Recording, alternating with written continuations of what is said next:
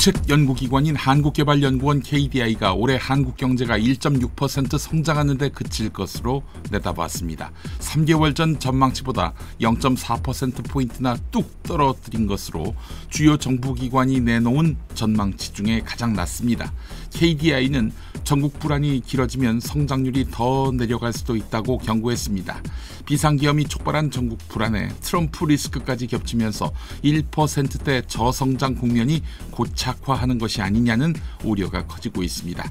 KDI는 내수 부진으로 올해 소비자 물가 상승률을 직전 전망치와 같은 1.6%로 유지했습니다. 내수 부진으로 고용도 둔화할 것으로 예측했습니다. 지난해 12월 30일 하루 동안 서울의 일반 음식점 113곳이 문을 닫았습니다. 신고 건수가 12월 하루 평균 건수 50건의 갑절을 크게 넘긴 것인데요. 해를 넘기고 싶지 않다는 뜻이 작용한 것으로 보입니다.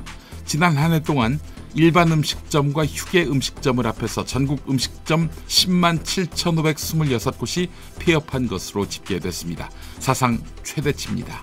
폐업률은 4년 연속 상승하며 일반 음식점의 경우 10.4%로 신용카드 대란, 신용불량자 급증 때인 2005년 이후 가장 높았습니다. 휴게 음식점의 폐업률도 마찬가지였습니다. 식재료 물가가 올라가고 판매 가격도 올라가니 수익이 쪼그라든 이유 때문입니다. 그제 오후 대전의 한 초등학교에서 교사가 휘두른 흉기에 찔려 숨진 8살 어린이는 돌봄 교실을 마치고 학원차를 타러 가는 사이 사라진 것으로 확인됐습니다. 피의자는 경찰에게 누구든 돌봄 교실을 마치고 나오는 아이와 같이 죽으려고 했다고 진술했습니다. 가해자는 지난 5일 컴퓨터 접속이 느리다며 컴퓨터를 부수는 등 폭력 성향을 보였는데요. 이어서 그 다음 날에 불 꺼진 교실에 앉아있다가 함께 퇴근하자 아니면 대화를 나눌까 라며 다가온 교사의 손목을 붙잡고 목을 졸랐습니다. 이랬음에도 불구하고 방치했던 대전교육청이었습니다. 교육감은 보수 성향입니다. 미국으로 수출하는 한국산 철강 제품의 관세 폭탄이 현실이 되며 국내 철강업계를 비롯해 자동차, 반도체 업계 등에도 일제히 비상이 걸렸습니다. 미국 도널드 트럼프 대통령이 관세 부과에 예외는 없다라며 철강의 다음 표적으로 자동차, 반도체, 의약품 등을 콕 집어 거론했기 때문입니다.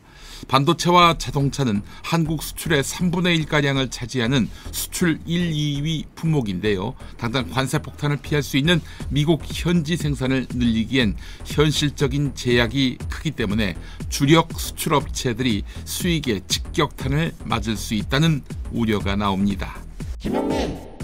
윤석열 탄핵 심판의 증인으로 출석한 이상민 전 행정안전부 장관은 언론사 단전단수와 관련해 소방청장에게 전화한 건 맞지만 대통령의 지시는 없었다라고 주장했습니다. 그런데 소방청장에게 전화한 이유를 제대로 설명하지 못했습니다.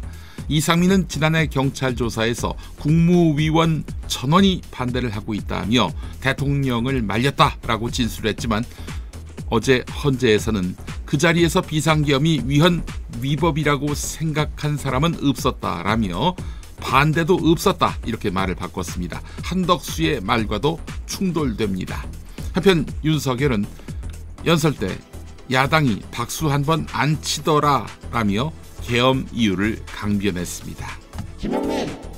2000년대 미국 애리조나주 중심지인 메리코파 카운티에서 지방검사장 앤드류 토머스는 지방정부 및 의회와 불화를 겪게 되는데요. 자신의 측근을 특별수사관으로 임명하고는 지방정부 관료를 법원 청사 신축과 관련해 비리를 저질렀다는 풍문을 근거로 은밀히 수사를 벌였습니다.